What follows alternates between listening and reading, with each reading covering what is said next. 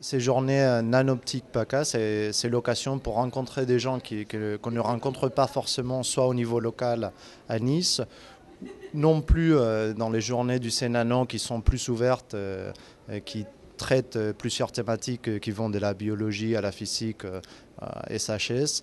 Donc c'est l'occasion pour découvrir peut-être des partenaires industriels pour certains projets ou d'autres partenaires académiques pour développer des projets qu'on développe pas forcément avec les gens de la région, mais plutôt avec des partenaires nationaux ou internationaux. Souvent on fait des centaines de kilomètres, on sort de la région, on sort même de France, en Europe, pour trouver des compétences.